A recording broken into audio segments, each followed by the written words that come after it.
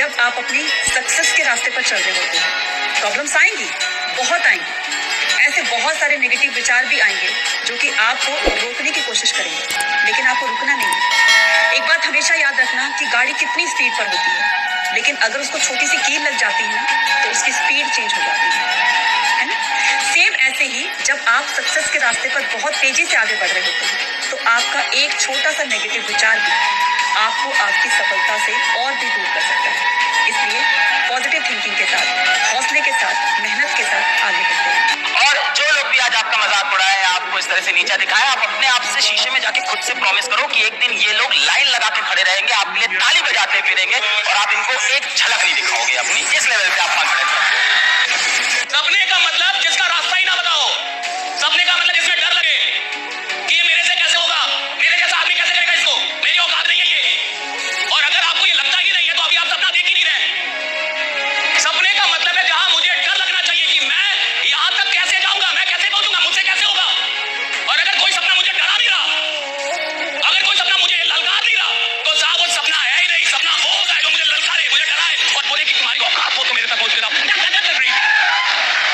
अगर आपको कामयाबी चाहिए, मतलब अगर आपको ट्रैक से हट के कुछ भी चाहिए, तो आप याद रखिए कुछ प्राप्त करने से पहले आपको कुछ त्यागना पड़ेगा। रॉकेट को भी बहुत ऊंचाई तक जाना होता है ना, तो अपने साथ लगे बूस्टर को छोड़ देता है। चंद्रयान भी चांद पे पहुंचा था ना, अपना बूस्टर, जीएसएलवी, पीएसएलवी, लैंड, पूरा ऑर्बिटर सब छोड़ दिया था। लास्ट में उतरा था तो केवल लैंडर उतरा था। क्योंकि कुछ लोग आपको केवल रास्ते में साथ देने के लिए आते हैं, मंजिल तक आपको अकेले जाना होता है।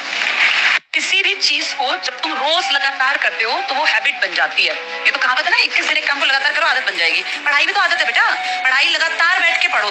तुम 10 दिन 20 दिन अपना नहीं मन लगता पढ़ाई में, सोचो मुझे ये काम 21 दिन करना है। अगर तुम 20-21 दिन तक लगातार पढ़ते रहे ना, तो तुम फील करोगे हाँ फिर तो ठीक लगने लग गया पढ़ना।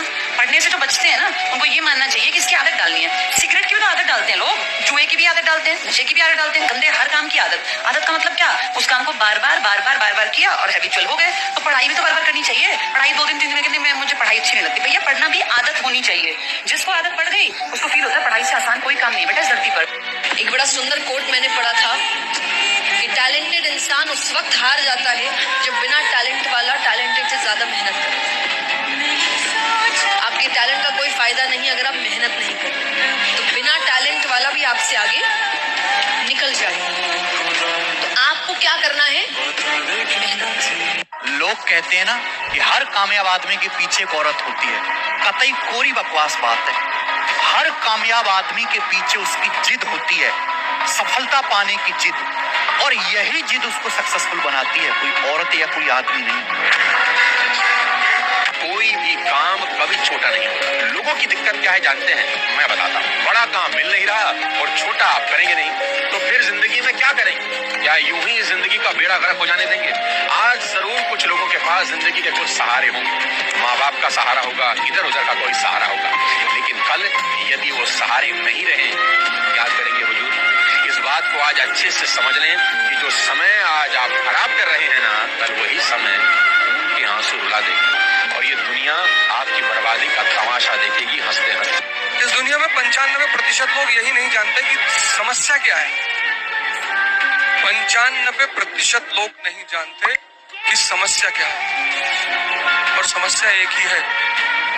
इस दुनिया में एक ही समस्या है, जिसको तुम्हारा गुलाम होना चाहिए वो तुम्हारा मालिक बन बैठा है, तुम्हारा मन।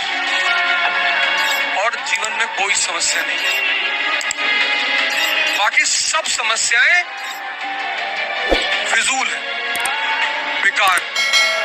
अब अगर आपको रात में 2 बजे नींद नहीं आ रही है, तो 1980 में अगर किसी को 2 बजे नींद नहीं आ रही थी तो वो बैठ के पढ़ रहा था, लेकिन 2000